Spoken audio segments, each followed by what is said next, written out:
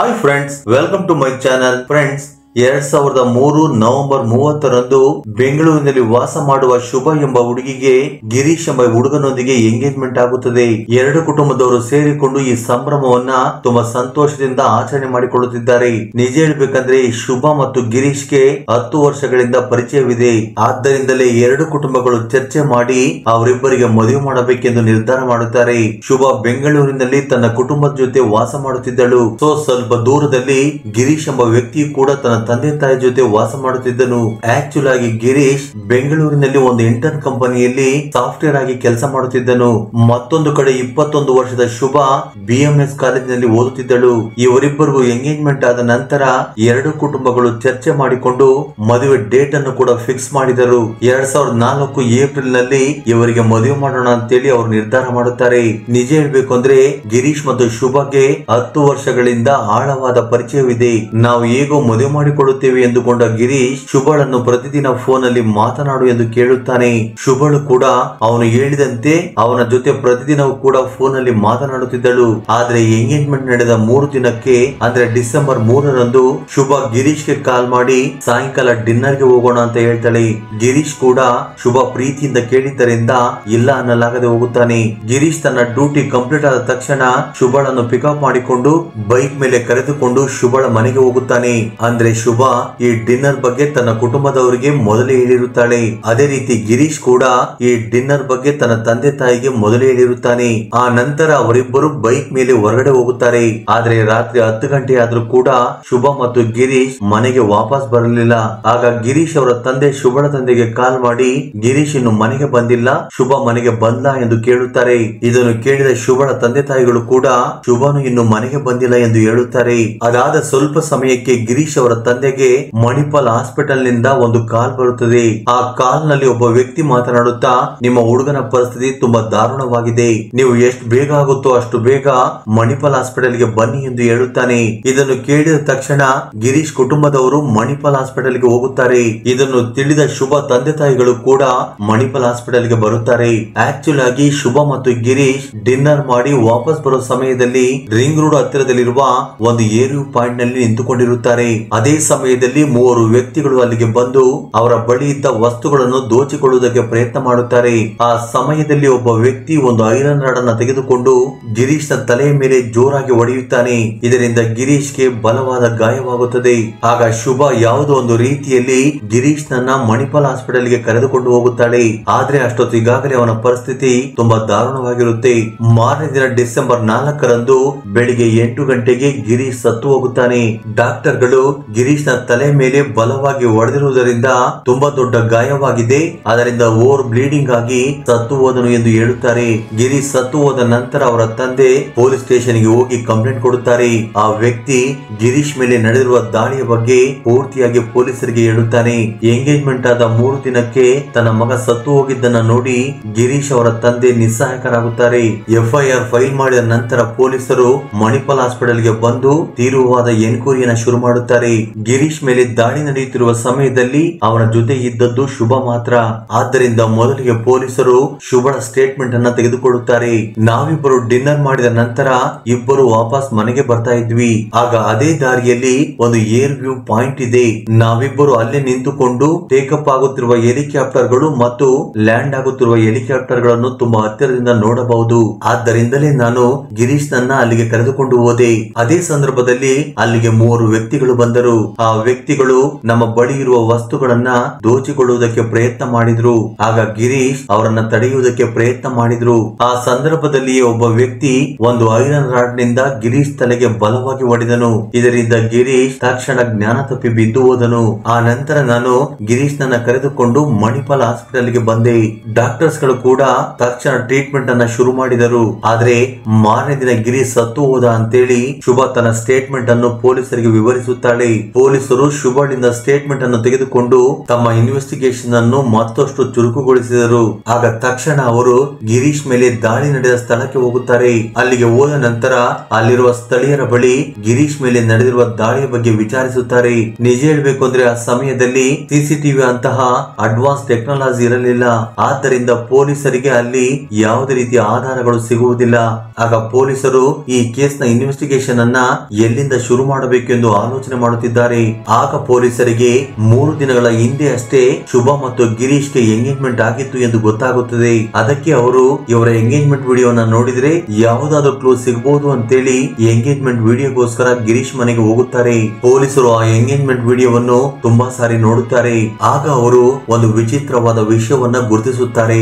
ಈ ಎಂಗೇಜ್ಮೆಂಟ್ ವಿಡಿಯೋದಲ್ಲಿ ಗಿರೀಶ್ ತುಂಬಾ ಸಂತೋಷವಾಗಿದ್ದಾನೆ, ಆದ್ರೆ ಶುಭ ಮಾತ್ರ ತುಂಬಾ ದುಃಖದಲ್ಲಿದ್ದಾಳೆ. ಅವಳ ಮುಖದ ಮೇಲೆ ನಗು ಇಲ್ಲ. ಆದ್ದರಿಂದ ಪೊಲೀಸರಿಗೆ ಶುಭಳ ಮೇಲೆ ಅನುಮಾನ ಬರುತ್ತದೆ.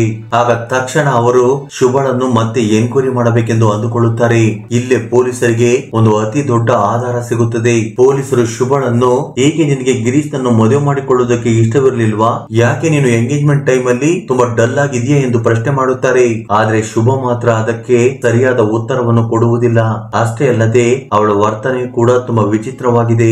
3 ದಿನಗಳ ಕೆಳಗೆ ತನಗೆ ಎಂಗೇಜ್ಮೆಂಟ್ ಆಗಿರುವ ಹುಡುಗ ಸತ್ತು ಹೋಗಿದ್ದರೆ ಯಾವುದೇ ಹುಡುಗಿ ಆಗಿದ್ದರೂ ಕೂಡ ದುಃಖ ಪಡುತ್ತಾಳೆ.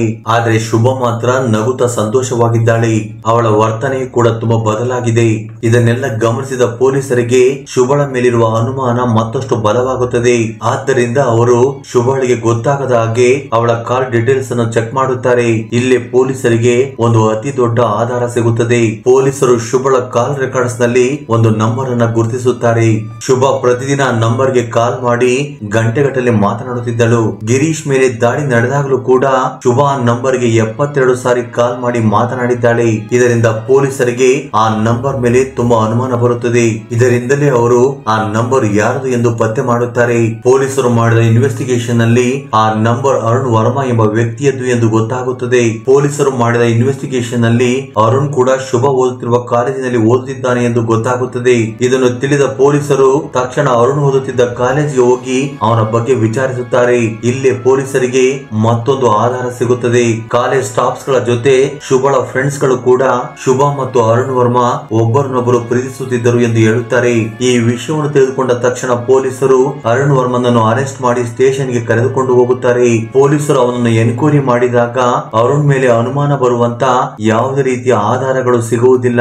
ನನಗೆ ಶುಭ ಅಂದ್ರೆ ತುಂಬಾ ಇಷ್ಟ, ನಾನು ಆಕೆಯನ್ನು ತುಂಬಾ ಪ್ರೀತಿಸುತ್ತಿದ್ದೆ. ಆದ್ರೆ ಗಿರೀಶ್ ಮೇಲೆ ನಡೆದಿರುವ ದಾಳಿಗೂ ನನಗೂ ಯಾವುದೇ ರೀತಿಯ ಸಂಬಂಧವಿಲ್ಲ ಎಂದು ಹೇಳುತ್ತಾನೆ. ಆಗ ಪೊಲೀಸರು ಕೂಡ ಅರುಣ್ ತಪ್ಪಿತಸ್ಥ ಎಂದು ಹೇಳುವುದಕ್ಕೆ ಯಾವುದೇ ಆಧಾರಗಳು ಇಲ್ಲದೆ ಹೋಗಿದ್ದರಿಂದ ಅವನನ್ನ ರಿಲೀಸ್ ಮಾಡುತ್ತಾರೆ. ಆದ್ರೆ ಪೊಲೀಸರು ಮಾತ್ರ ಅರುಣ್ಗೆ ಗೊತ್ತಾಗದ ಹಾಗೆ ಅವನನ್ನ ಪ್ರತಿ ಕ್ಷಣ ಫಾಲೋ ಮಾಡುತ್ತಿದ್ದಾರೆ. ಸುಮಾರು 3 ದಿನಗಳಿಂದಲೂ ಅವನನ್ನ ಫಾಲೋ ಮಾಡುತ್ತಿದ್ದಾರೆ.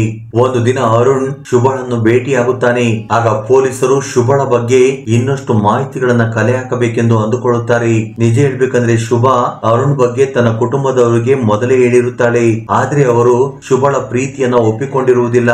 ಅಷ್ಟೇ ಅಲ್ಲದೆ ಶುಭಳಿಗೆ ಗೊತ್ತಾಗದ ಹಾಗೆ ಗಿರೀಶ್ ಜೊತೆ ಎಂಗೇಜ್ಮೆಂಟ್ ಅನ್ನ ಫಿಕ್ಸ್ ಮಾಡುತ್ತಾರೆ. ಈ ವಿಷಯ ತಿಳಿದ ನಂತರ ಪೊಲೀಸರಿಗೆ ಶುಭಳ ಮೇಲಿರುವ ಅನುಮಾನ ಮತ್ತಷ್ಟು ಬಲವಾಗುತ್ತದೆ. ಆಗ ಪೊಲೀಸರು ಎಂಗೇಜ್ಮೆಂಟ್ ದಿನ ಶುಭಳಿಗೆ ಮೇಕಪ್ ಹಾಕಿರುವ ಮೇಕಪ್ ಆರ್ಟಿಸ್ಟ್ ಅನ್ನ ವಿಚಾರಿಸುತ್ತಾರೆ. ಅಲ್ಲಿ ಪೊಲೀಸರಿಗೆ ಮತ್ತೊಂದು ಆಧಾರ ಸಿಗುತ್ತದೆ. ನಾನು ಎಂಗೇಜ್ಮೆಂಟ್ ದಿನ ಶುಭಳನ್ನು ರೆಡಿ ಮಾಡುವ ಸಮಯದಲ್ಲಿ ಆಕೆ ನನ್ನ ಹತ್ತಿರ ತುಂಬಾ ವಿಷಯಗಳನ್ನು ಶೇರ್ ಮಾಡಿಕೊಂಡಳು. ನನಗೆ ಗಿರೀಶ್ ನನ್ನ ಮದುವೆ ಮಾಡಿಕೊಳ್ಳುವುದು ಸ್ವಲ್ಪನೂ ಕೂಡ ಇಷ್ಟ ಇಲ್ಲ. ನಾನು ಅರುಣ್ ಎಂಬ ಹುಡುಗನನ್ನು ಪ್ರೀತಿಸುತ್ತಿದ್ದೇನೆ. ಆದರೆ ನನ್ನ ಕುಟುಂಬದವರು ಅರುಣ್ ಜೊತೆ ಮದುವೆ ಮಾಡುವುದಕ್ಕೆ ಒಪ್ಪಿಕೊಳ್ಳುತ್ತಿಲ್ಲ ಎಂದು ಆಕೆ ನನ್ನ ಬಳಿ ಹೇಳಿದ್ದಳು. ಅಷ್ಟೇ ಅಲ್ಲದೆ ಎಂಗೇಜ್ಮೆಂಟ್ ಆದ ನಂತರವೂ ಕೂಡ ಅರುಣ್ ಜೊತೆ ಓಡಿ ಹೋಗುತ್ತೇನೆ ಎಂದು ಆಕೆ ನನ್ನ ಬಳಿ ಹೇಳಿದ್ದಳು ಅಂತೇಳಿ ಮೇಕಪ್ ಆರ್ಟಿಸ್ಟ್ ಪೊಲೀಸರಿಗೆ ಸ್ಟೇಟ್ಮೆಂಟ್ ಅನ್ನ ಕೊಡುತ್ತಾಳೆ. ಮೇಕಪ್ ಆರ್ಟಿಸ್ಟ್ ಕೊಟ್ಟ ಸ್ಟೇಟ್ಮೆಂಟ್ ಆಧಾರದ ಮೇಲೆ ಪೊಲೀಸರು ಶುಭಳನ್ನು ಅರೆಸ್ಟ್ ಮಾಡುತ್ತಾರೆ. ಈ ಸಾರಿ ಪೊಲೀಸರು ಶುಭಳನ್ನು ತಮ್ಮ ಸ್ಟೈಲ್ ಅಲ್ಲಿ ಕಠೋರವಾಗಿ ವಿಚಾರಿಸುತ್ತಾರೆ. ಆಗ ಶುಭಗೆ ಬೇರೆ ದಾರಿ ಇಲ್ಲದೆ ಅಸಲಿ ಸತ್ಯವನ್ನು ಹೇಳುತ್ತಾಳೆ. ನಾನು ಅರುಣ್ ಎಂಬ ಹುಡುಗನನ್ನು ಪ್ರೀತಿಸುತ್ತಿದ್ದೆ. ಅವನ ಬಗ್ಗೆ ನನ್ನ ಕುಟುಂಬದವರಿಗೂ ಕೂಡ ಹೇಳಿದ್ದೆ. ಆದ್ರೆ ಅವರು ನಮ್ಮ ಮದುವೆಗೆ ಒಪ್ಪಿಕೊಳ್ಳಲಿಲ್ಲ. ನಾನು ಆಗಾಗ ಕ್ಲಬ್ ಗೆ ಹೋಗುತ್ತಿರುತ್ತೇನೆ, ಆಲ್ಕೋಹಾಲ್ ಅನ್ನು ಕೂಡ ಕುಡಿಯುತ್ತೇನೆ, ಡ್ರಿಂಕ್ಸ್ ಅನ್ನು ಕೂಡ ಕುಡಿಯುತ್ತೇನೆ. ಆದ್ರೆ ಗಿರೀಶ್ ಗೆ ಇವ್ಯಾವು ಕೂಡ ಇಷ್ಟವಾಗುವುದಿಲ್ಲ. ನಾನು ಗಿರೀಶ್ ನನ್ನ ಮದುವೆ ಮಾಡಿಕೊಂಡರೆ ಇವುಗಳಿಂದ ನಾನು ಜೀವನ ಪರ್ಯಂತ ದೂರವಾಗಿರಬೇಕಾಗುತ್ತೆ. ಇದರಿಂದ ನನ್ನ ಜೀವನ ನರಕವಾಗುತ್ತದೆ. ಆಗ ನಾನು ಅರುಣ್ ಶುಭನನ್ನ ಮೀಟ್ ಮಾಡಿ ಗಿರೀಶ್ ನನ್ನ ಜೀವನದಿಂದ ದೂರ ಮಾಡಿಕೊಳ್ಳಬೇಕೆಂದುಕೊಂಡಿದ್ದೇನೆ ಎಂದು ಹೇಳಿದಾಗ ಅರುಣ್ ತನ್ನ ಅಣ್ಣ ದಿನೇಶ್ ನನ್ನು ಭೇಟಿಯಾದನು. ನಿಜ ಹೇಳ್ಬೇಕಂದ್ರೆ ದಿನೇಶ್ಗೆ ವೆಂಕಟೇಶ್ ಎಂಬ ಬಾಡಿಗೆ ಗೂಂಡ ಗೊತ್ತಿದ್ದಾನೆ. ಅರುಣ್ ಗಿರೀಶ್ ನನ್ನ ಕೊಲ್ಲುವುದಕ್ಕೆ ವೆಂಕಟೇಶ್ಗೆ ದುಡ್ಡು ಕೊಟ್ಟನು.